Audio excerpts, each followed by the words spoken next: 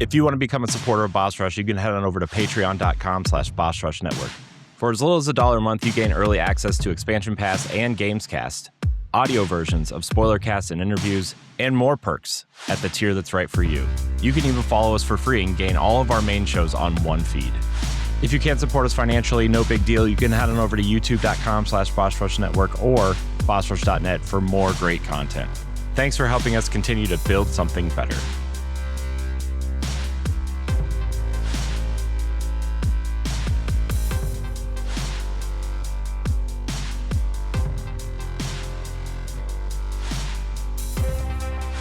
Hello, everybody. Welcome back to whatever casuals podcast this is. We're doing them both. We're literally doing them both. So if you listen to both, pick one. I am one of your hosts, Corey Dirrig, and alongside me, as always, is the man who didn't get laid off from this show, Josh Finney. Oh, dear God, dude! Like I cannot get laid off right now. I know. There were some very real fears that we were going to have layoffs at work, and thank God that does not appear to be the case. It appears that we might actually be hiring. That's good. Question mark. Ish. Yeah. Good-ish. It's good-ish. I'll take it. So that's the next. That's the next spinoff from that show, Blackish, or whatever. Remember that show with actually a pretty good show. Is it? I haven't watched it. I just know what's his face is in it. I like it.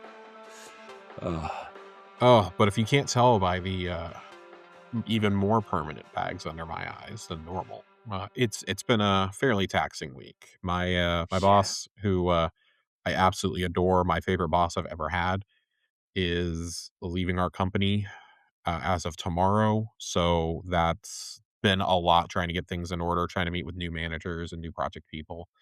To get them up to speed on everything that we're doing. I don't even have a new boss yet because they haven't promoted/hired anybody. So that's been a whole thing that we've been having to go through this week. My partner at work has been out for a funeral all week, so I've had at least two people's workloads, more like 2.5, it feels like. That's always fun. I'm wiped, man. I need a mental reset weekend. And I don't know if I'm going to get it this weekend. I got a busy weekend and a lot of it with fun stuff. But I honestly would just like to sleep for 3 days. I get off work at 4 tomorrow, and I cannot tell you the speed at which I will be driving home and not sitting in World Cup traffic. Oh, yeah, because the World Cup is by you. Dude, the World Cup traffic literally happens on the highway between where I work and where I live. It's awful. I have thus far been able to avoid most of it. Not today. Not today. Not today. And the whole reason I couldn't avoid it today is because I got off early. I think that's fair. Because I got to leave work early, I didn't get to avoid it. Yeah. This sounds slightly like when I hit concert traffic on the way home from work, when like big concerts roll through. Yeah. I literally sit in traffic for, it takes me 25 minutes to get home from work. I literally sit in traffic for like 2 hours. I mean, this happens when the Cowboys play, because it's the World Cup is happening at the Cowboys Stadium. But at least with that's on a Sunday, and I can steer clear of Arlington. For work, I really can't. I have to drive through Arlington to get to my office. So it is what it is. Whatever. I'm just... It's like the straw that broke the camel's back with me having to sit in an extra 10 minutes of traffic on the way home. It's like, it's not even that bad. Like, there's been worse World Cup days. But it's like, God damn it, on top of everything else, I am tired. Satan's ball sack has descended on Texas. Oh, jeez. Dude. It's not where I thought that was going. It's so bad. It's so fucking bad, Corey. I'm sorry, man. I've got an ulcer. I've got an ulcer that's acting up. That's been fun. Oh, that's great to deal with. That seems bad. It's not great. It's bad news bears. As my dad would say. Yeah, we're good. We're good. I got what is potentially my last merch order ever from the Bungie store this week. Jeez. I had to buy my last seal pins. Yeah, I mean, yeah, you would have to, right? Because I mean, apparently we're not getting them for Immortal or for Godsbane. So that's a bummer. Sad. That's real sad. That's a bummer. But I did, like, in all seriousness, I did buy a lot of shit on clearance. Chelsea got a Destiny shirt that she'd been wanting for a while for like $5. Nice. We got the Advent calendar gingerbread ghost. Ooh. That thing was originally like $70. We got it for $7. Nice. She got me the Beholder one as a late birthday present. And of course, we all know me. I love pins. Mm-hmm. That you do. I got some of the emblem pins, and I have Ooh. the Cade spicy ramen emblem. That's awesome. That's cool. Pin that I'm gonna put up on my board at work because nobody understands. I think I can get away with that. I don't think I can get away with Eyes of Tomorrow. Yeah. I do have my Vex Mythoclast pin up on my board at work though, and it looks like Gengar is wielding Vex Mythoclast. It just fits perfectly. That's kind of cool, actually. The way that I have them both angled, so it's kind of funny. But should I make that the thumbnail? Gengar wielding a Gengar with Vex Mythoclast, and just title the episode "Well Shit." Because it's not just Bungie that has the shit. It's not just my workplace that has the shit. It's Xbox has the shit. Corey has the shit. It's bad, guys. I don't want to be on this planet anymore. Man, I'm a level with y'all. They gave us hope. Everyone gave us hope, and then they're like, "Just kidding. Here's a minefield of rakes." Yeah. See, man, there's enough rakes to go around today. It's like Xbox couldn't help themselves when they saw the Sony and Bungie stepping on all the rakes that Aaron Greenberg had to sprint out and hit himself in the dick as hard as he could. Yeah. I'm kidding. It's not Aaron's fault, but it's just like it's just so fucking funny. It is absolutely a world record for how fast Xbox had to go and dump bad news because Sony put out bad news like 3 hours before them. Normally, they would at least wait until like a Monday to announce this. Yeah. Or a Friday. Mm-hmm. Nope. Thursday at 10:30 in the morning. Mm-hmm. Like an hour after the Bungie news. So, I guess let's start with Bungie. Because this is a real FUBAR situation. Yeah, dude. I saw everybody start tweeting stuff out, and like it's pretty fucking grim. And I couldn't keep up because I was like trying to like retweet to show support or whatever, and I don't even know if that's how you show support anymore. But like, yeah, I couldn't keep up. I couldn't keep up. Yeah. I had a tweet saved. Let me get to my saved tweets real fast. I had one saved that I saw earlier that I think just kind of like emphasized how bad things are. So what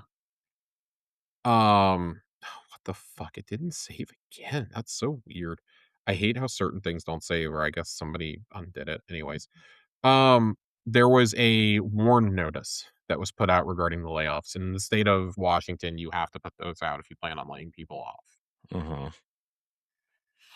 And man, it's real bad. Mm-hmm. It's real bad. 292 employees will be laid off in Bellevue alone on July 9th, 2026. That is the tweet I was looking for. Mm-hmm.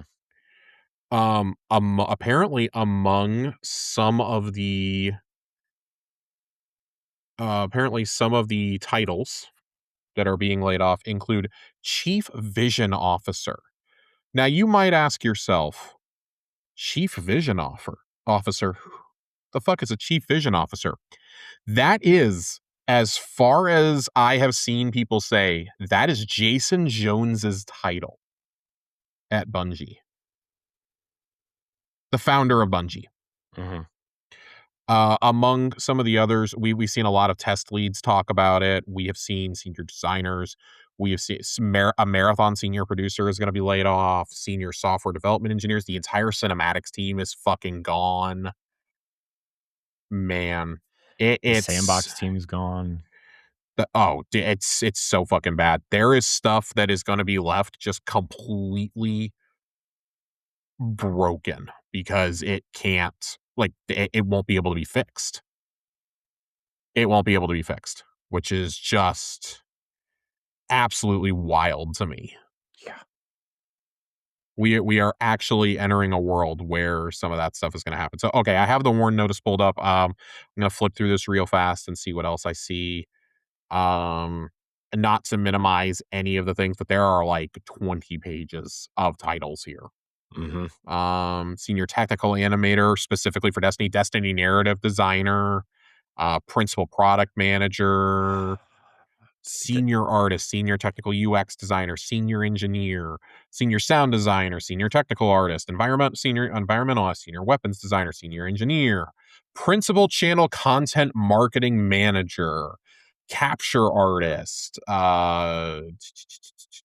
Destiny lead AI designer, staff narrative technical designer, senior artist, staff activities designer, senior engineer, Destiny producer, director of development, Destiny senior producer, Destiny 2 audio director, senior design lead, more senior artist, and D2 principal concept artist, Goliath engineering director, whatever the fuck that means, story editor, Goliath. I guess that was one of their projects that was in incubation.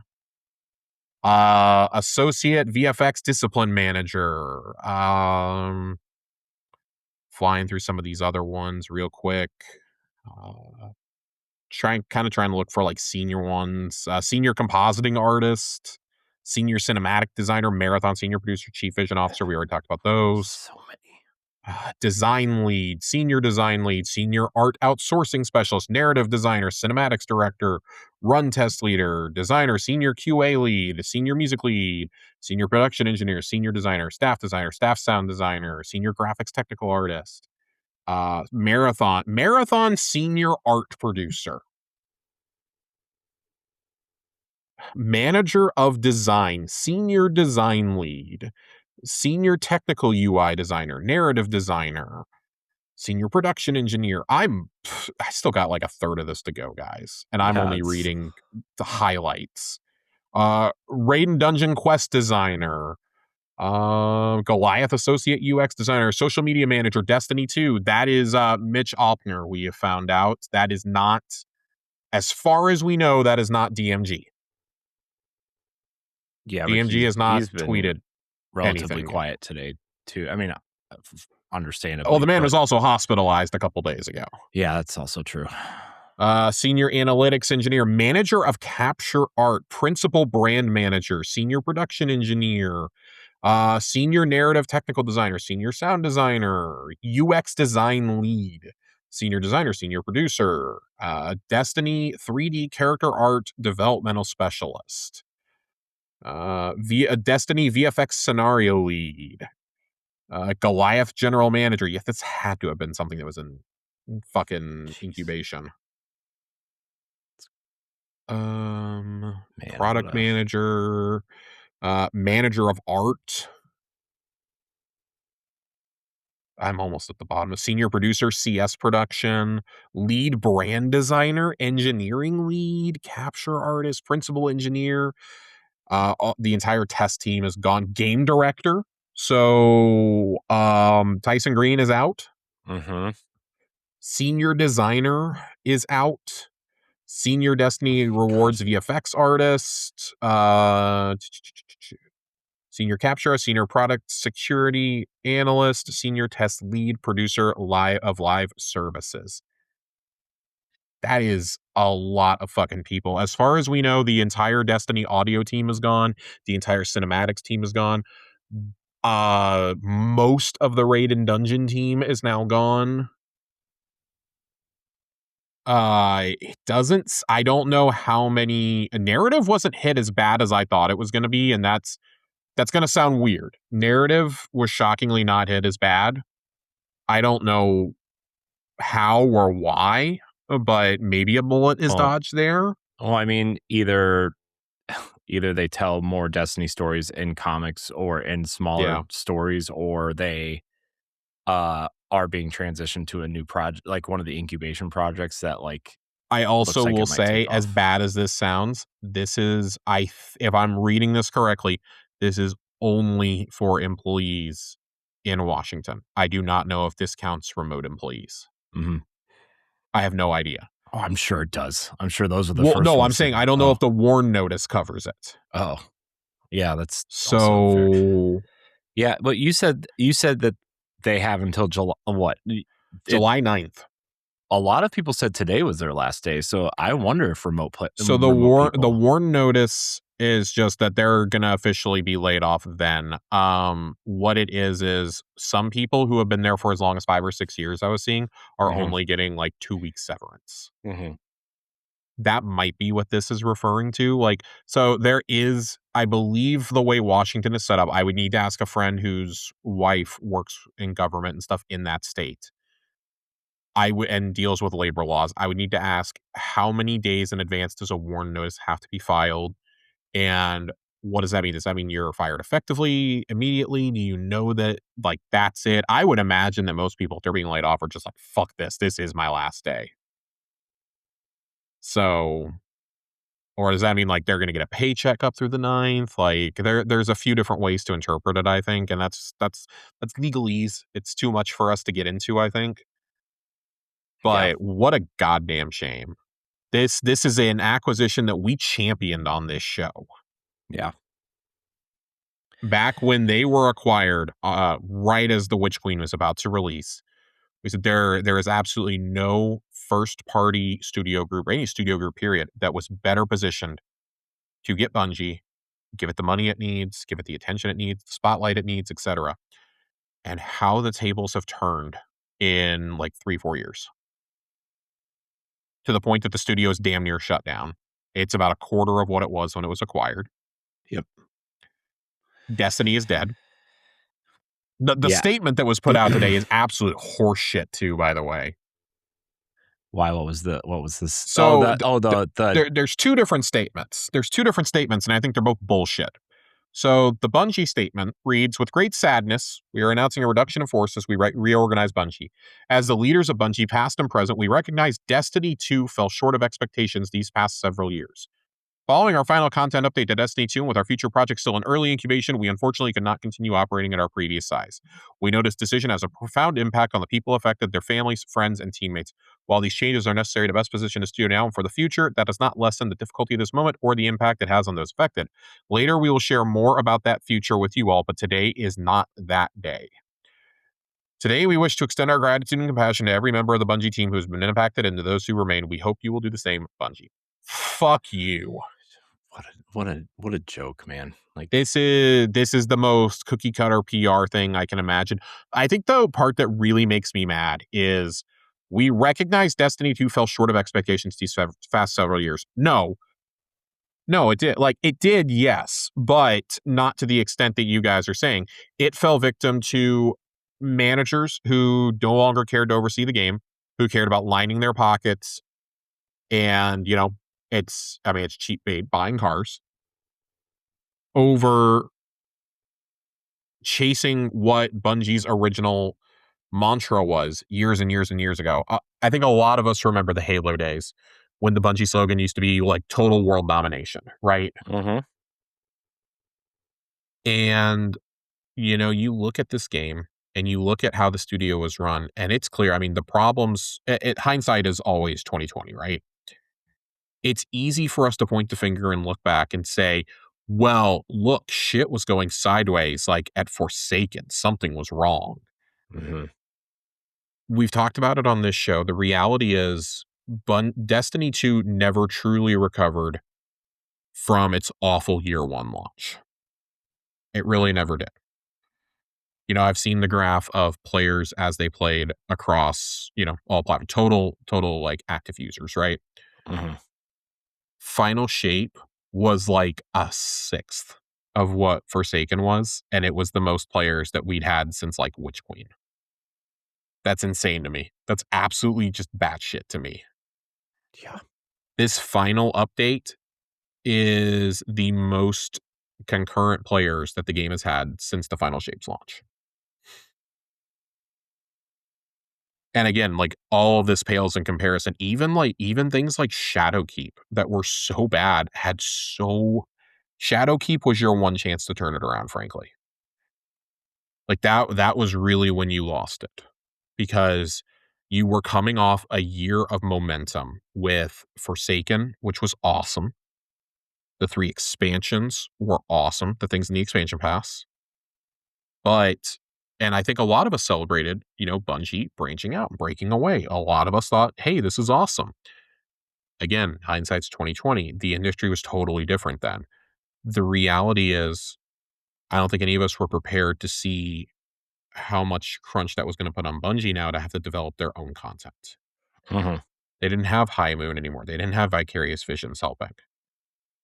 I think a lot of us forget that some of the most beloved content ever was made by those studios. Because Bungie was supposed to be full in working on Shadowkeep. Yep. And, well, look where we are.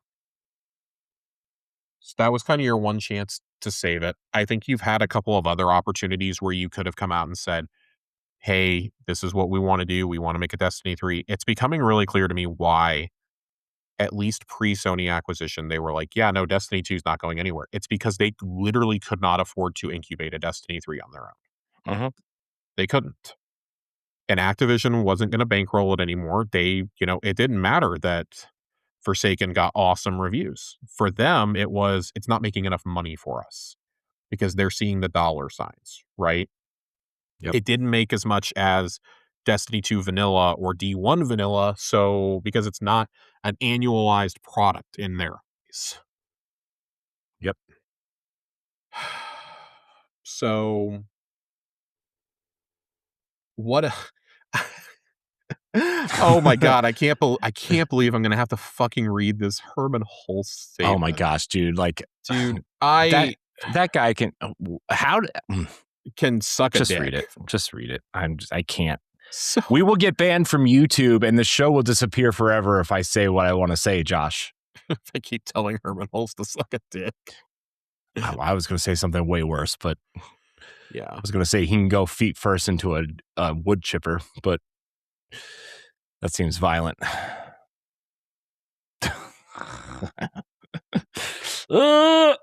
I gotta find the whole thing. This is insane. All I had was a screenshot. Okay, so I'm gonna read bits and pieces of this. I hate all of this. This is absolutely just This is worse than when they closed Blue Point, and we're gonna read a decent amount of this. Today I want to share a difficult update regarding Bungie. Oh, can I also say something funny before I get started on this? Sure. The exact URL is if you take the 2 off, you get taken to their announcement about Concord and Firewalk. Because it says update from PlayStation Studios -2. If you take the -2 off, it literally takes you to the Firewalk announcement. Of course it does. Because it's copy pasted. Because it's copy and pasted. We have made the decision to reduce Bungie's workforce, affecting a significant number of employees, including most of the Destiny team and some Marathon team members. There are also reductions across SIE teams that support Bungie operations. Those impacted at Bungie and within SIE are being informed today.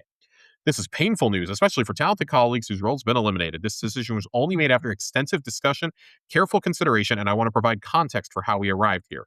Over the past several months, together with Bungie leadership, we reviewed the studio's long-term direction, development priorities, resource needs, and role within our broader portfolio strategy. We explored multiple alternatives before concluding a reduction was necessary to align the studio's resources with its current priorities and long-term goals. As Bungie recently shared, the studio has begun a new journey following the release of the game's final live service content update. What Bungie has accomplished with Destiny over the past decade has been truly remarkable. The franchise left a lasting mark on players in the industry, blah, blah, blah, blah, blah. Marathon remains an important part of our portfolio. We will continue to support the team as they build on a strong foundation established in season 1 and 2, and they work on incubation efforts for future projects. While it's too early to discuss, we are encouraged by the creativity and opportunities that lie ahead. Herman, suck the biggest dick you possibly can.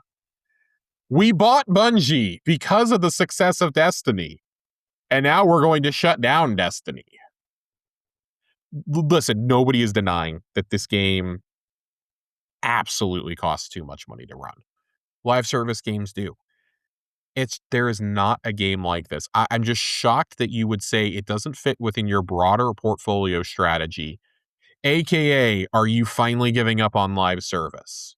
Because if you couldn't make it happen with Bungie, I don't think you can make it happen at all. That's my personal take. If you can't make this happen with Bungie, who can you make this actually work with? Because just about every other live service game has either been canceled or, been concorded. I don't even know what to say anymore because but what can you say? Because there's nothing left to say. We just copy and paste an old episode and put -2 on it like they did. Pretty much. Or -700, because I feel like we have this conversation every other week about some studio. Insert studio name here. Josh, I don't understand why, I don't understand. I don't understand this really at all. I just don't. I wish I did. I wish I had an answer. I wish I knew something smart to say, Josh, but I have no idea what to say anymore. I will say this. This is a number of people's faults. And the vast majority of people being laid off today had nothing to do with the decisions that are being made today. This is the result of a handful of people who thought they were smarter than everyone else in the room because that had been Bungie's reputation for so long.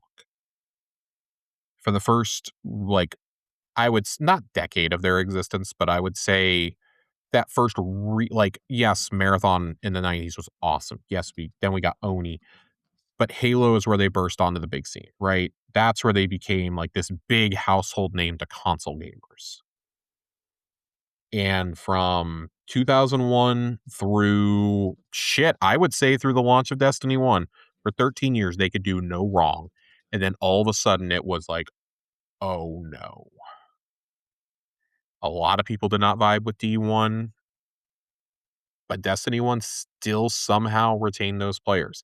And I think how it did was they were willing to buy a new product after a couple of years because the game was able to evolve at that point. Realistically, Beyond Light should have been Destiny 3, and I think that was the plan.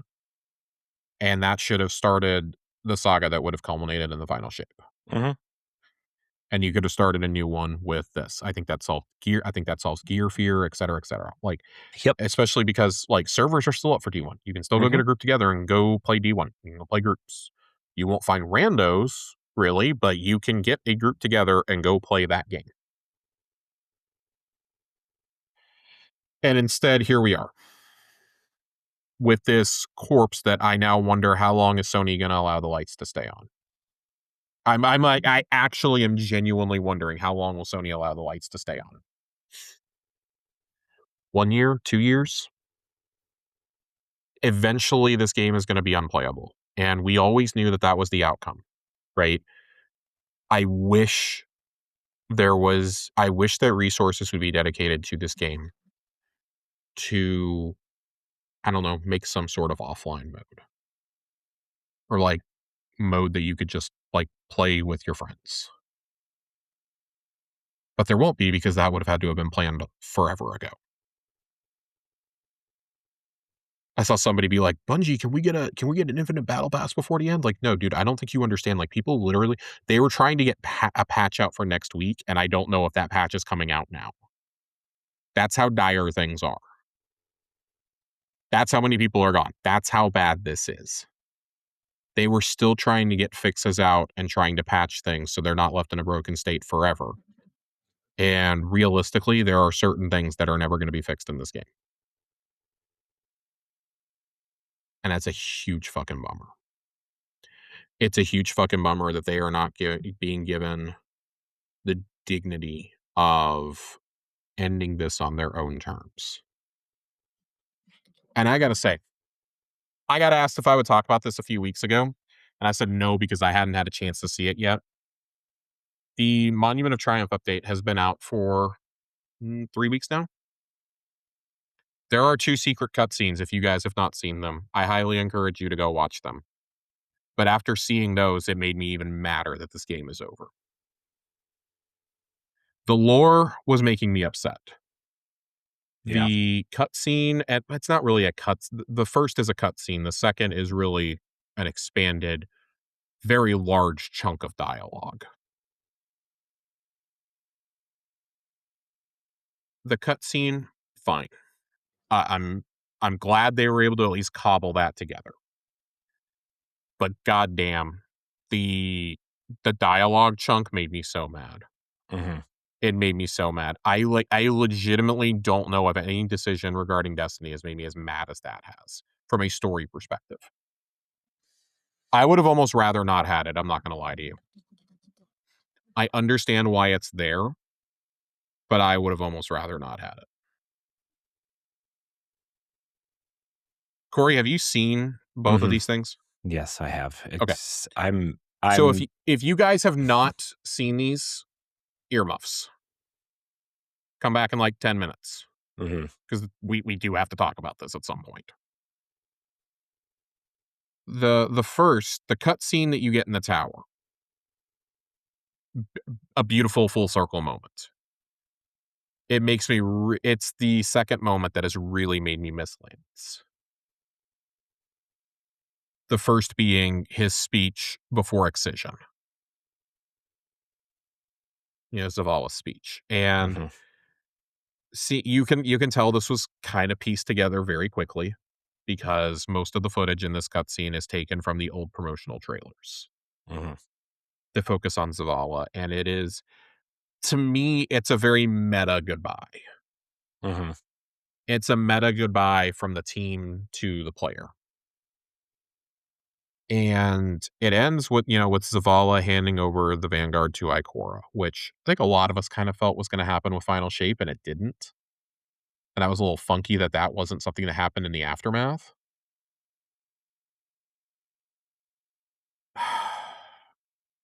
And it makes me so sad knowing that we're not going to get to see what a new Vanguard would look like.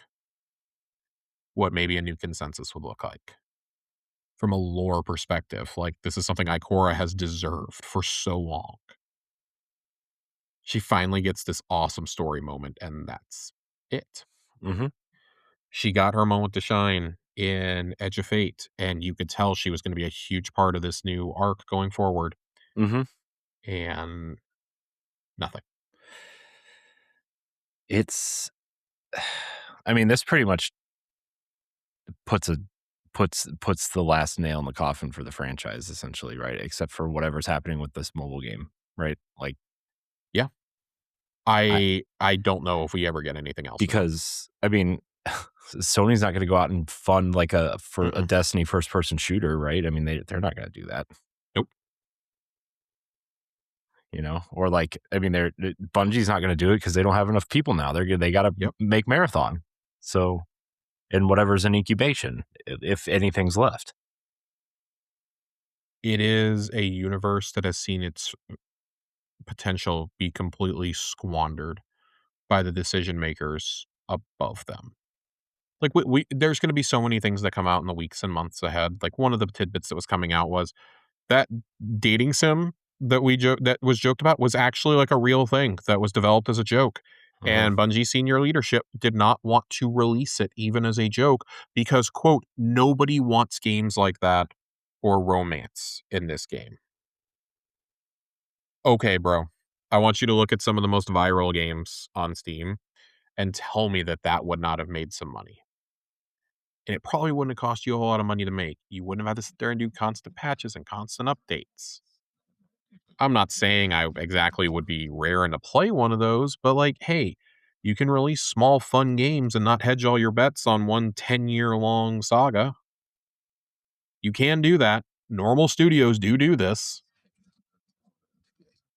But Corey, it's that second, it's the chunk of dialogue you get in the Dark Forest that made me just I literally just had to log out of the game after I listened to it. Because it's Lodi in the Dark Forest. And Mhm. Lodi, if you've been following the little like storyline they gave you in Monument of Triumph, trying to wrap up the Fate saga through him essentially. Mhm. And he travels throughout time. He learns how to harness his, three's power. And his goal is to reunite with his family at the end of time, Mhm. essentially. Well, when you go to meet Lodi in the Dark Forest, and it doesn't tell you to go there, right? People had to go exploring, and you have to do it. I don't know what the prerequisites are. I think it's to do all of Lodi's little quest things and to do enough of the triumphs, and then you can go there. I don't actually know the exact method. I just had a friend tell me like, "Hey, you should go check out the Dark Forest," and I went in there and found it, and there is an unknown voice that speaks through Lodi, and you can surmise that it's the Winnower. Mhm. That eventually the Fate saga, probably would have culminated in us fighting the Winnower. Mhm. And I do think that would have been the end of the franchise. I want to be super clear, or at Mhm. least the end of the Guardian story. Mhm. And I think we all would have been okay with that. Mhm. If they told us, hey, we've got enough runway for like 2.5 more years. Great. Tell us where we're going with this. Fate saga was supposed to be shorter anyways. Mhm. It made me really sad to think of where Shattered Cycle could have gone because there's a lot in the lore that Six betrays Bale and has just basically left him abandoned, and that the Nine were actually trying to forge you into a weapon to fight the Winnower and this and that. And like, man, there's much. There's so much that could have been done here. And it makes me so sad that we're never gonna get that. Yeah, dude, I think the thing that would make me even more angry is if they release it in, like, some sort of comic book or something, like, they Mass Effect it essentially. Like, I mean, like, of course, I wanna know what happens and see that happen, but I wanna play through it. I wanna play through the campaigns. I wanna see the raid. I wanna see the strikes that tell the side stories and the seasons and, like man, what a I just can't believe Destiny is going out like this and Bungie is going out like this with them, like, essentially, you know? It's just Yeah.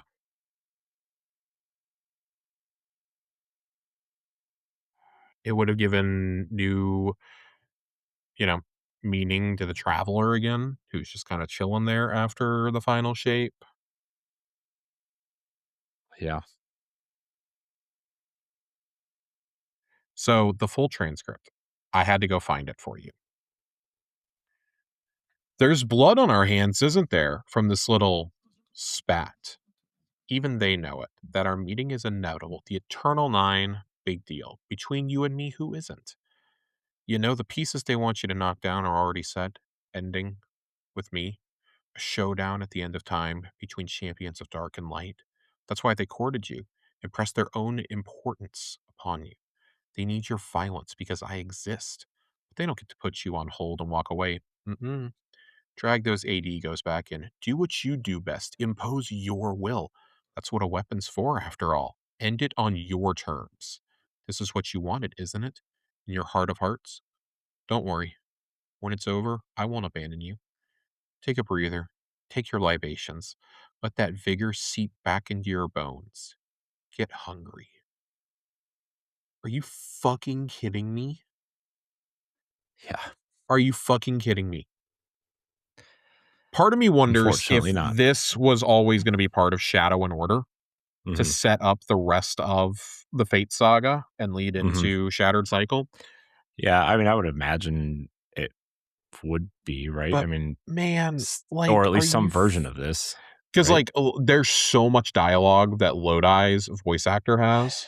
Mhm. There's no way that like I have to think that him, the actress for Mara, the actress for Ikora, obviously, oh my god, I'm complete Keith David, like all knew what was gonna happen and were NDA'd to all hell. Because all of them have new dialogue. Eris has new dialogue. Like, they all have plenty of new stuff in here. Yep. It's They had to have been NDA'd to all hell. Oh, yeah. We've heard about certain teams new for months. I have to think that this was the story team's way of saying, "Fuck it."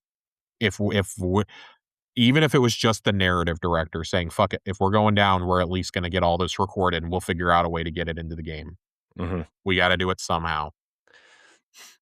Yeah, I mean, I mean, it's a lot of dialogue, but I'm sure it didn't take them very long to record it all. No, and I'm I'm wondering if, like, bits and pieces of this were already meant to be used Mhm. in, like, Shattered Cycle, which was probably pretty far along in development. Mhm. I'd imagine that was probably it was originally supposed to come out this summer. It obviously had been pushed. I would imagine they were aiming for like September-ish for it to come out. And had it come out in September, yeah, it would have to have been pretty decently far along. Yeah.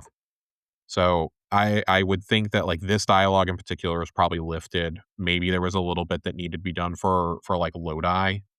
Mhm. And I think to leave the characters in the positions that they're in, especially in some of the locations you find them in, Yeah. it would have made sense. So, Yep. but just man, what a goddamn shame, dude. I know. This is the most interesting story beat we've gotten in a year, Yep. and it's at the very end of everything, and we're never going to get a resolution to it. I'm going to be a pessimist. We're never getting a resolution of this ever. I I mean, I I would mean, where would it go? love, Where I would love a single player game where you get to just, even if it's a class with, it's a class based game where, oh, you have to pick like one of three different types or something, like a pre-made guardian or something. But like, oh, you can change your look and this and that. But it's a single player campaign where you eventually fight the winnower. I would accept it. I want to spend time in this universe. I don't want this to be reduced to a comic book. Yeah. There's not going to be an animated series, obviously. I mean, you could even man, like, I mean, we still have, like, the like, Zivu Wrath, you know, Yeah, Dredge Robert and Brooks talked about Bale. that one. There's still a ton of threads to pull from, like, even outside Yeah. of the 9. Like, Mm-hmm. Zivu, Savathun, Bale, Clovis Bray, Fenchurch are all teased in the lore tabs. Crow and Mara, Sigurido are all teased. Sigur is not dead. That's a mhm, huge revelation that we get dropped on us. mhm, Nothing. Eris nothing. continues. Eris wants to continue her crusade against the Hive. Mhm, Great. We talked about Teox. Not dead. Not dead. There's a Krill alive out there. We're going to eventually see a simulated fundament in the VexNet. Like, are you fucking kidding me? I That's to say nothing of we left our characters in the best position we could. Man, I'd love something that helps wrap up, Mithrax and Ido and Aramis and Keitel and Saladin and people like that. I'd love that. mhm. I'd love to get more of that. Complete and total like honesty here. There might be some lore pages for them on like some of the items or ships. I have not read it all. Shiro 4 gets re-mentioned. He gets mentioned on one of the ships. Like, seriously? I mean, you even think about some of the stuff that was started like during the final shape, like, or Yeah. brought like Kate and Micah 10's relationship, or like where where are the adventures of Osiris and Saint 14? Where's that co-op buddy cop game? Like, Yeah. Like there are so many things you could still do here. It just makes me sad to know we're never going to get resolution to so much of this. Lodi was finally an NPC that we gave a fuck about, yep. who seemed like he was going to be used beyond just his expansion. Mm-hmm. Like, nobody is shedding a tear for Nimbus. We've long since given up on Elsie. Finch was fine, but they never really used him outside of that one. Mm-hmm. So, and that, speaking of threads, Robert Brooks talked about this on social media the other day. He said, I don't remember if I ever pitched this idea, but one of the ideas I always wanted and I kicked around was a what if there was a guardian that was resurrected, like a human guardian resurrected by a hive ghost, and they were masked, and eventually, you uncover them, you knock the helmet off, and it's revealed to be a resurrected Amanda Holiday. And I was like, that would have been fascinating. I think especially with where we were going with like the fake dredgens and whatnot, that could have been a Mm-hmm. fascinating thread to pull on. Could have been, Man, yeah. I'm never going to get over this. I'm going to keep talking myself in circles. Yeah, I mean, This is, that. but it's fucking bleak, man. It's fucking bleak. Like, one of the guys who designed so much of the audio in both Marathon and Destiny is gone. He was talking about some of the things that you hear in both games that he designed: skimmer sounds, ergo sum, any sort of waveframe sword. I believe it was waveframe swords. The doors opening and closing in Marathon. Just like so many things that we hear that he was at least partially Yeah, responsible for designing is just fucking wild. yeah, yeah. Man,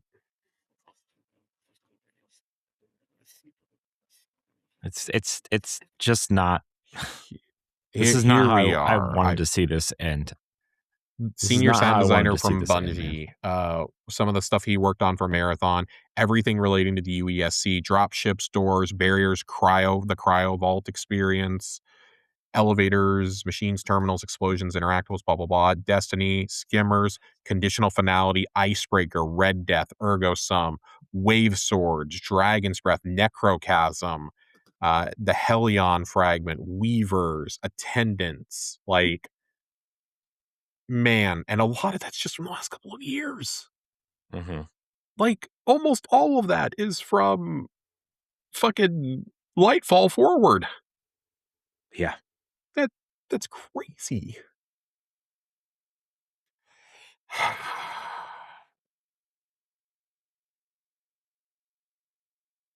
yeah. It's just. I'm sorry. I'm like looking at all these. My Twitter feed is just full of Yeah. Bungie employees. Today's my last day. Today's my last day. I've been laid off. Mm-hmm. Like, it's just it just feels like an infinite number of people. Because It's it is. it's insane. It's crazy. This feels. I mean, and I'm sure it is bigger than the last one, right? It's over half the studio, right? Like, that's. It's I would say it's roughly on par with the last several. It just feels bigger this time because it's the end of the game and it is half of what's remaining at the studio. But each of their layoffs has been around this size. Has been like 250 to 400 employees each time. Mhm. Yeah. I don't know. I feel like this one feels bigger because it literally eliminated the game also. Oh You yeah, know? no, 100%. This is the nail in the coffin. Mhm. It Yep. should not be lost in all of this that Justin Truman stepped down this morning too before all the layoffs. Mm-hmm. Who was just appointed to take Pete Parsons' post not even a year ago. Yeah.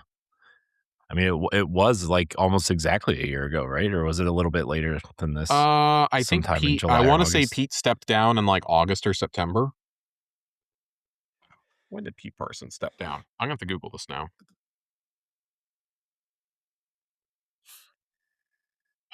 10 months ago, August 21st. Okay, so 10 months. Yep. Not even. Like just at 10 Yeah, months. like good fucking riddance, dude. Like you were basically appointed to steer the game into its death. Congratulations. I would love to say it's not Justin's fault, but Justin was in a senior position for like literally like 5 years before that. Mm-hmm. So it is, your fault. Like it really is. I was going to try and be nice about it. I'm not going to be nice about it. I hate this. I hate all of it, Josh. I hate this. Like I said, I'm getting all the fucking negativity out of the way. Every day is going to give me something new to be mad about. Yeah, I hate I can't wait for the inevitable Jason Schreier book on all this. I can't wait. I can't fucking wait, dude. This is going to be his magnum opus. Jeez. I mean, you're probably not wrong, but jeez. I'm probably not. Oh my gosh, dude. This is... I hate all of this, Josh. Sorry, I feel for the developers because like they put their heart and soul into the final shape, and then everybody got laid. That side got laid off, and they've just been trying so hard to make this game right for the players, and they finally did, and this is what happens, right? Like they finally made made Destiny the game that players have wanted for so long again, and man, it stings. It hurts. It hurts as a fan of the game for these developers who have worked so hard on this game. Yeah. And I just feel really awful. I feel so awful for them. Man. I wonder what's going to come out of this though from those developers that were laid off. Like, will some of them form their own studio? Will some of them will some of them go somewhere to The problem is what the problem thinking here in the studio, because I saw a few people bouncing this idea around on Twitter. It is not, and I know you know this, it is not that easy. You have to secure funding for a game. I wouldn't be shocked if Digital Extremes picked up a decent amount of people. Imagine if Warframe started getting some of the raid and dungeon content that Destiny had. Like, I'm not saying that Warframe is even comparable, but I mean, if you started adding stuff like that to the game, maybe I would be convinced to come try it again. I do wonder, I mean, we're going to get into all the Microsoft bullshit here in a minute. If they weren't going through so many problems, I would wonder, would the Coalition or Halo Studio be picking some of them up?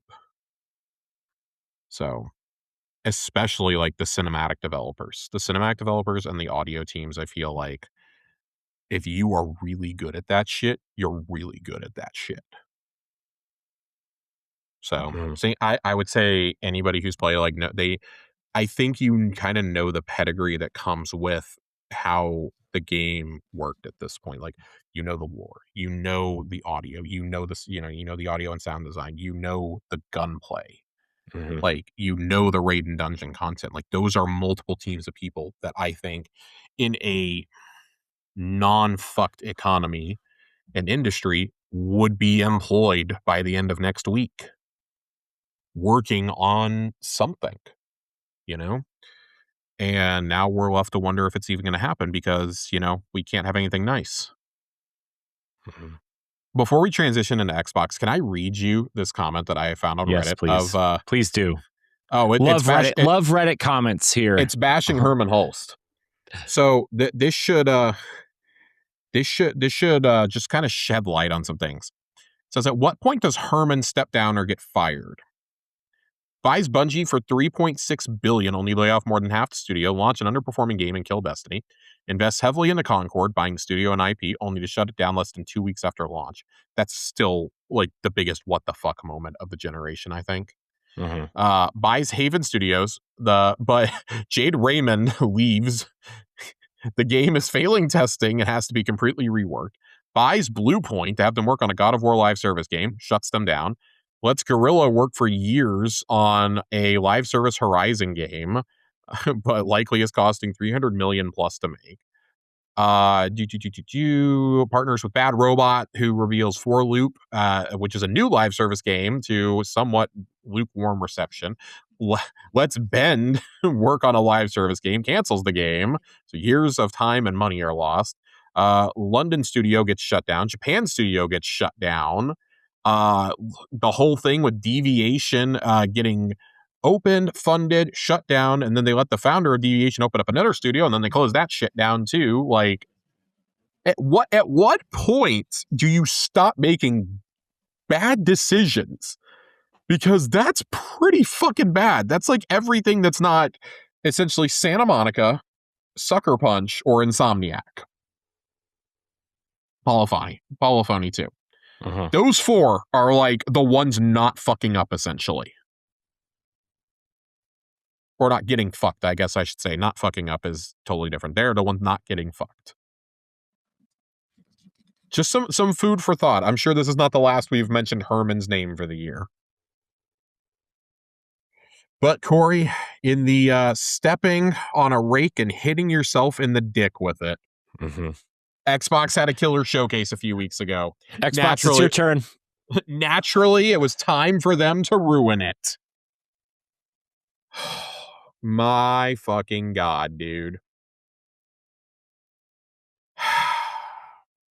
So Xbox is going to do a massive staff reduction over the next several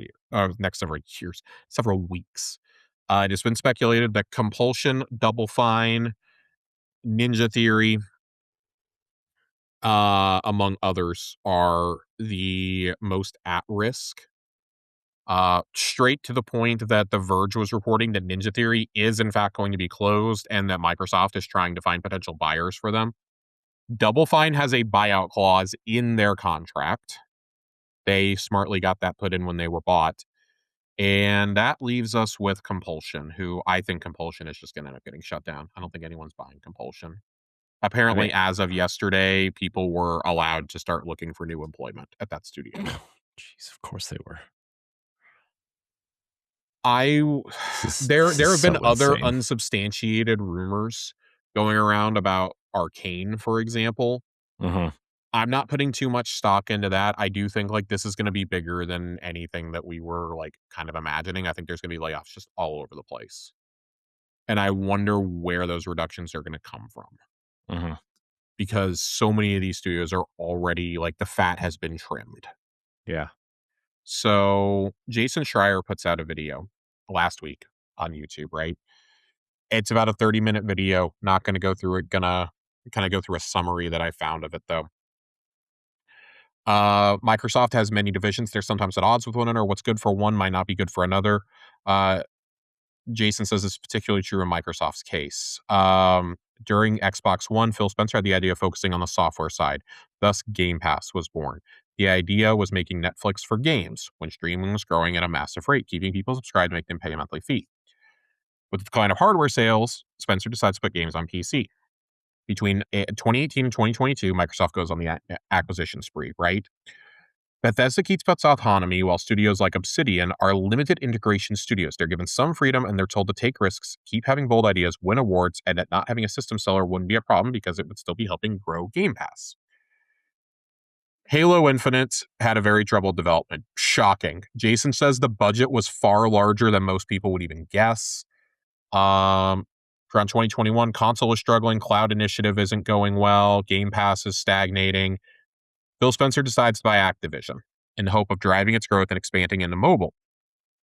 During the regulatory process, climate started changing. COVID growth starts slowing down. AI becomes the new tech trend. About this time is when Microsoft puts the hammer down on Xbox. Jason has seen footage of ZeniMax Online's Blackbird. Thought it looked cool. Heard mostly positive things about the game, despite the game having budget issues and other problems. We've known this. Destiny, we've gone over many times, is a money sink. Live service games are. If you're spending like $500 million to even get the game out the door, and you can't get it out the door in 8 years, there's a problem. Around 2024, it became much harder for studios to know what Xbox or Microsoft wanted from them. You'd hear different things depending on who you asked. There were a lot of political fights, people having different opinions on where to take the brand, openly questioning Game Pass, et cetera, et cetera. Earlier this year, Jason talked to somebody in management at Xbox. The person there said there was a lot of uncertainty for the future, but they trusted Phil Spencer. A week later, Spencer was replaced by Asha Sharma. Many games started development 5 years ago when the message was very different. It went from make a game, help us bolster Game Pass to it needs to be profitable. Some of the blame is on the studios, but they're being punished for following what they were told years ago. Jason has talked to several people and they told him it's going to be brutal. Many people have used the word bloodbath. We know studio heads are talking about the possibility of going independent or finding a buyer. Xbox struggles with making good games because of the constant uncertainty and fear of layoffs that the devs experience. So, man, how does Matt Booty still have a job? How does anyone still have a job besides Asha at this point? Because she's new. I mean, I get that, you know, look, I try to make this point as elegant as possible on the Boss Rush podcast a couple weeks ago before all this started floating around, right? Mm-hmm. But this isn't Phil's Xbox anymore. It's the industry is different. The Game Pass thing didn't grow the way they wanted it to. That's the key one. Yeah, Game Pass is clearly a supplement, not their business model, and they did it backwards, right? It's like, out of everybody likes to make fun of PlayStation like 7 or 8 years ago of like, oh, PlayStation Plus, they should have just done another game, like a Game Pass version of it, but like which they kind of. But they don't put like their day one games on there or anything. But like, no, my point is like they did it right where PlayStation Plus, Premium, and Extra and whatever are supplements to their first party stuff and not, not their whole business model. And it's basically what Premium is for Game Pass right now, or not Premium, but like whatever the second tier is. Extra, yeah. Extra, sure. I can't keep track of the names for all these services, Josh. Come on. It's so fucking confusing. So easy. Like Xbox Live has just become Game Pass now. It's so dumb. I think Game Pass was a smart bet at the time. I don't think there's any disputing that. For years, it was the best value in gaming. I would still argue there are times when it is still a very good value, but maybe not for something you keep sub to all year long. Now that Xbox is finally starting to hit the cadence with its releases, it's like, oh yeah, this is actually like good now, but morale is so in the trenches that like, how on earth are you supposed to get excited about something? Like they reveal a game, and at this point, like I'm trying not to let myself get excited if it's a first party game until I can actually play it. I don't know if it's actually going to come out. Like I fear every day for Blade and OD. I don't care that OD just got a new screenshot released by Kojima. I don't trust that it's actually coming out until I play it. So that was already they already saved that from Stadia's closure. So, like, there's been rumors that Arcane and Blade are in trouble. I don't trust any of it right now. I do think what is certain is I would expect to see I would expect to see full closures or divestment of Ninja Theory, Double Fine, and Compulsion. I think Ninja Theory will probably get a deal to where, hey, we're still publishing Senua. Mm-hmm. Senua's already going multi-platform. We're still going to publish it. We already revealed it. But beyond that, I mean, hey, maybe they strike out and they, maybe one of these guys goes independent and Microsoft goes, hey, we will fund you similar to the Toys for Bob deal, but we don't have to pay your operating costs anymore. Essentially, like, Double Fine was an acquisition that I think a lot of people were like, what the fuck when it happened? But with Phil wanting to drive Game Pass and wanting studios that could supplement Game Pass, that bet made sense. In Exile made sense in that regard. Other studios like Undead Labs and Obsidian, however, were meant to be making your profitable games. Like Undead Labs supposed to be working on the live service. Obsidian's supposed to be churning out these RPGs every couple of years, right? I'd argue Obsidian has probably been the best purchase that they made. But you're probably never seeing something like Pentiment again. There's no way this new regime is ever greenlighting Pentiment or Kiln. Oh, no way. That's No. Phil Spencer shit through and through. They're not greenlighting South of Midnight. No. Now, I will tell you what they would greenlight. They would greenlight Fable. I think they would greenlight anything AAA that could potentially make them money. I think Clockwork Revolution would be a very hard sell from In Exile. I want to be very clear. From In Exile, that would be a hard sell because they've never made a game like that before. Yeah, but it kind of has that. It's not the same type of game, but it kind of has that. You could almost position it and market it like a Fallout or Outer Worlds or something. Like it has that look to it. Right, it's almost like a steampunk BioShock. Mm-hmm. I don't know. Probably not. It's been like 15 years since I played BioShock. I would just say that you're going to see those risks a lot less. You're not going to see that as much going forward. You're just not. And that's a bummer. This is what studios do, and this is what corporations do. They triple down on what they know sells. Why do you think we're on Toy Story 5? Why do you think we're getting a live action Moana, like not even a decade after the first one, right? Mm-hmm. It's because they want to double down on what makes money. Mm-hmm. That's all it is. It is that is why you've gotten so many Marvel movies in the last 20 years. Yep. Because they sell. Because they still make money. You're still turning a profit. Everybody is competing for your attention. And, I think they hit the nail on the head saying streaming services were the hot thing. And they're not anymore. How many times have we gotten subscriber fatigue? Everything's a fucking subscription service now.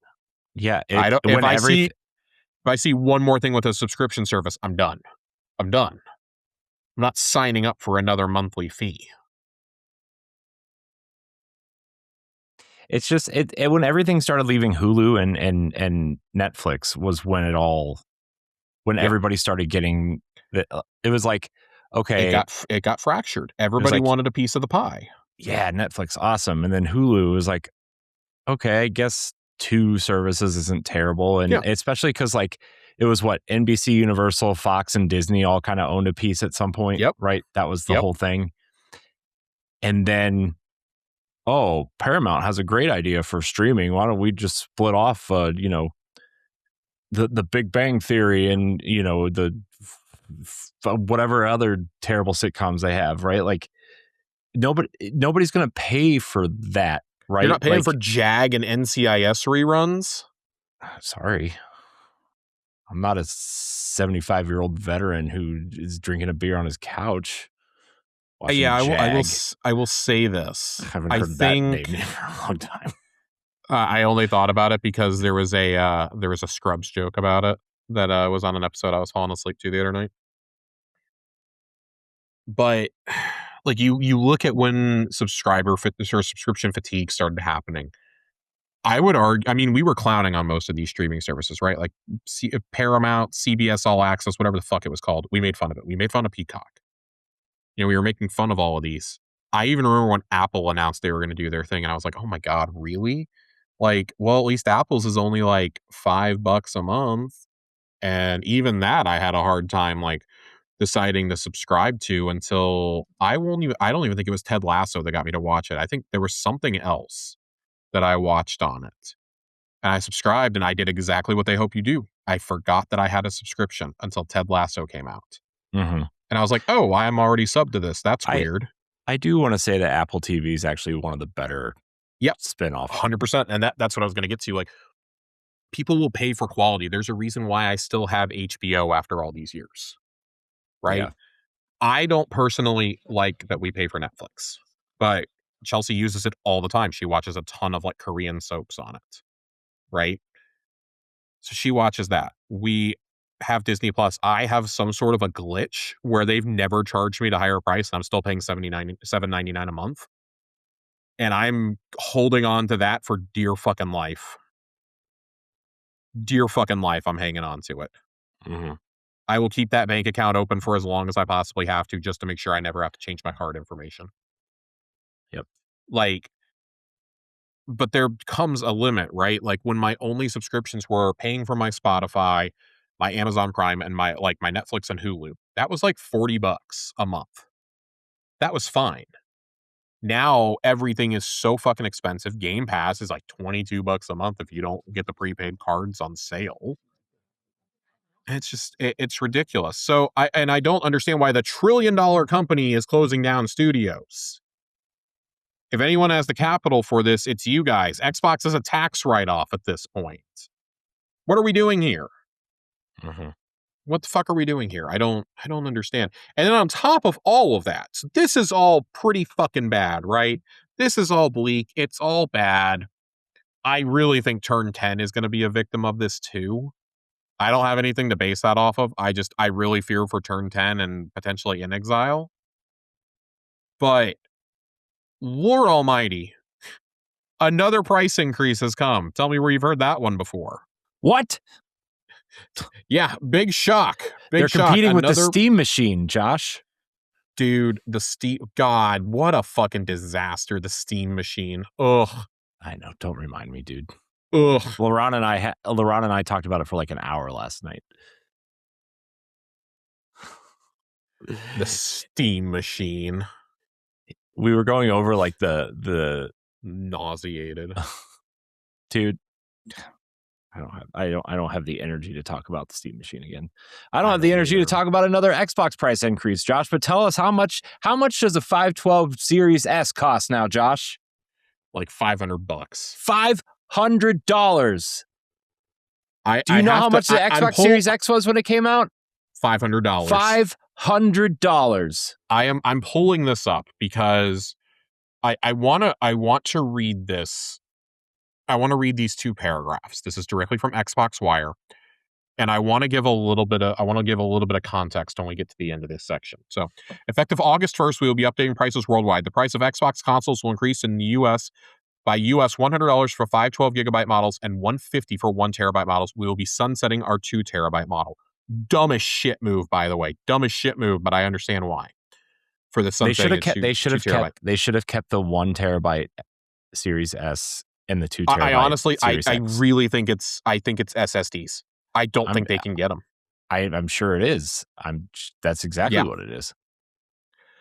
Last October, we increased Xbox prices by $20 to $70 in the US. We had hoped another price increase would not be necessary. We spent the last several months working with suppliers on options. Unfortunately, console storage and memory prices have increased by more than 2.5 times, and we expect another doubling by the fall of 2027. The entire consumer electronics industry is struggling with the current components crisis, but the effects are particularly hard on consoles. Unlike phones, computers, speakers, and other consumer devices, consoles are typically not sold at a profit, but instead for less than they cost to make. Yep. This is insane. This is insane. It is just fucking wild to me. It is fucking wild to me. You know what else is crazy? We were at work today. We were talking about like the component shortage for like because of enterprise tech stuff. And like some of these companies, including companies like Microsoft, and like they're keeping they're spending so much money on components to sell their consumer products that car companies can't make cars. Yep. Because they use the same components for their heated seat subscriptions and whatever else. Dude, it's so fucking bad. Like I talked about Micron a little bit earlier. Micron was trading at $125 like 16 months ago. Today, it is 10 times that for a share of Micron stock. Mm-hmm. And they just announced a new 5-year deal to lock prices down. They don't expect the shortage to end until like at least the next fall and this and that, but they're getting the highest profit margins ever. Mm-hmm. I can't tell you how much I could not give less of a shit about Micron and their profits. Mm-hmm. Samsung has pulled this shit, and Xperia is pulling this shit. TI, like it is a never ending thing. I had 3 separate conversations with clients today Mm-hmm. where I was telling them that like I can't even give them quotes for pricing on certain things relating to SSDs or RAM or memory, etc., like specialized memory units, because we can't even guarantee, like we have parts on order that I can't even guarantee are going to show up. Like I literally had a customer about 3 months ago. I'm talking with them and they had approved a price increase. Okay, sure. Like we all know that's coming. 2 more times in the next 2 weeks, they got asked to approve higher pricing because we were being charged more and the parts hadn't even been manufactured yet. They weren't even due to ship to us for another 6 months. And these poor people had to sign a non-cancelable, non-returnable agreement for these parts already, and we restricted how many they could buy. We ended up having to give them a legal out. We were like, if you need to cancel, you need to cancel. We totally Mm-hmm. understand, because it's getting to the point where we almost can't afford to bring these in because we know that companies can't afford it. Yep. I honestly It's don't think anything changes on this front until government contractors start feeling the heat and right. until companies start banding together to say, we're refusing to sell to Meta, we're refusing to sell to OpenAI, we're refusing to sell to, whatever company is building data centers in your neighborhood. Like until that starts getting outlawed, and I mean, listen, a lot of things have to happen for that. A lot of things have to happen in the next 2 years. Yep. We are at minimum 2-3 years away from getting past some of this bullshit and hoping that the bubble pops. But hoping the bubble's going to pop just isn't. It's not a viable strategy anymore. Like you have to No, it's adapt. not. And It's I not will popping as say, fast as these companies wanted it to either. And no, it's not. now these company, like I don't know if I told you this or not, or if we had this conversation or somewhere else, but companies like, I mean, OpenAI and Anthropic are buying components just to sit on them, Yep. not even to use them yet, Yep. because they're waiting for the data center freeze to be over. Dude, I've never needed a bubble. It's funny. I spent my entire 20s hoping for a housing bubble pop. Mm-hmm. Now I'm just hoping for it all to pop. Like, I don't think people understand the US economy is propped up by like 7 tech companies right now and their valuations. The AI bubble goes, the economy goes. Mm-hmm. It's like I'm not a doomsday guy, but like it's pretty rough. It's a pretty bleak scenario. No matter where you are in the world, it's a pretty bleak scenario right now. Mm-hmm. And we're in the middle of the dollar possibly no longer being the reserve currency going forward, like if things keep going the way that they are. And it's just it's a whole bunch of stuff I'm just not going to get into because it's like macroeconomics and it's stuff that I don't want to think about when I'm not being paid to think about it. Mm-hmm. But like it's making our favorite hobby insanely inaccessible. Yep. Like a console is this expensive, but that's still cheaper than me going out and buying RAM is the insane thing. That's the crazy part to me. I saw somebody liken it to if you built a PC last spring, it was like getting the last chopper out of Saigon. And, Jeez. it's kind of starting to feel that way. Your boy was sitting on some money for a PC, and it just kept being like, "Yeah, I'll wait, I'll wait, I'll wait." And then I was like, "Oh, maybe I'll get a Steam Deck instead." And then I saw the Steam Deck prices, and I was like, "Oh, well, fuck that." You know, I will probably be one of the people who ends up paying for PC components. I have the means to finally. I probably will, but just stomaching the cost of that RAM is not sitting right with me. I'm not even someone who's like, I'm gonna have 64 gigs of RAM. I gotta have the most powerful thing in the fucking world. Like, no, get your head out of your ass. I don't need that. I don't want to pay like $600 Right. for RAM. Really, I really need my Series X to hold out. I know. I have the Halo one, and I'm really afraid. Poor Chelsea is on a Series S. Yikes. I had wanted to get her a Series X at some point. I just don't know if it's going to happen. Yeah, I really wanted that. I really wanted that green one, and that ain't happening. Yeah, that's definitely not happening. The only people who are going to buy those are the people that got them for free at the fans. All right. I did find it pretty funny on the blog post that we got about the component crisis and stuff, saying that we have programs to make Xbox more accessible. Buy now, pay later. They're actually advocating for you to basically use Klarna, which is horrible. Interest-free financing. Like, who the fuck is doing monthly payments for a console? And then previously played consoles. We're working with retail partners on new programs to provide previously played consoles at lower prices. Those who are ready to upgrade or no longer use their console will be able to trade it in with participating retail partners for cash or store credit. Yeah, okay. So like we've been doing for 25 years. And certified refurbished consoles will be available for up to $100 off MSRP at the Microsoft Store. Like, what are we doing here? Those instantly sold out, by the way, today. Mm-hmm. The Series X's did, because they were only $550, and they instantly went. Of course they did. Only $550. Only, yeah. The key word there. The key word. Only $550 for the 1 terabyte. Yeah, it's bad. Stresses me out, man. Like, I just can't believe that much. A used 1 terabyte Series S is $370 on the Microsoft Store. It's insane, dude. I don't. Josh, why is this happening? There's no way it costs that much to like, even with the component pricing, there is no way these boxes cost that much. There's no way these boxes cost that much to make. Dude, I don't even know anymore. It's depressed me so much that like I need to find another hobby, like calisthenics or something. I don't fucking know. Yeah, Josh, let's go get ripped. Right. That's shredded. About what I'm starting to feel. Let's go get shredded. Let's go, I don't know, better ourselves for society. I don't know.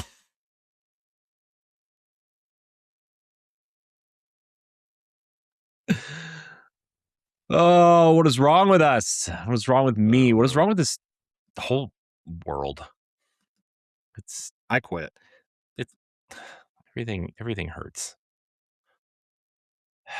The world is entering its midlife crisis, I guess. I don't know. I'm just sad. I am too, Josh. You know, like, I really thought things would be better by now. And they just continue to not be. I thought so too. And here we are.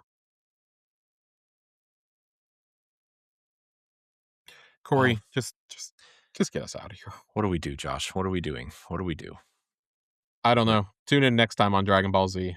Jeez. Kamehameha. All right, Josh. Everybody like out there. Kamehameha myself off the roof. Yeah, for real. Anyways, I want to thank everybody out there. In the words of Pika Nation, blow my shit smooth off. Oh, Jesus Christ. Everybody out there, thank you so much for watching and listening to this episode of whatever version of Casuals you want this to be. It's a choose your own adventure. Yeah, jeez. Spoiler alert, both adventures are dog shit. Watch out for the rakes. That means you, Aaron. She's probably trying to take a picture with one. No, he's got to throw up the X. He's got to throw up the X, Corey. He's going to make an X with 2 rakes. God. Oh, my God. Why would you do this? I don't know, Josh. I don't know. Why does a Series X cost $800, Josh? I don't know. Riddle me that, Batman. That's like 3 car payments for us, by the way. I know. That's wild. Anyways, everybody out there, thanks for watching. Thanks for listening. Thanks for listening to us complain. Leave us a 5-star rating or not at all. I don't care. Subscribe. Tell Josh he's fun. I don't know. Until next time, we love you. Goodbye. If you want to become a supporter of Boss Rush, you can head on over to patreon.com/Boss Rush Network. You can choose a tier that's right for you for as little as $1 a month, and you can even follow us for free.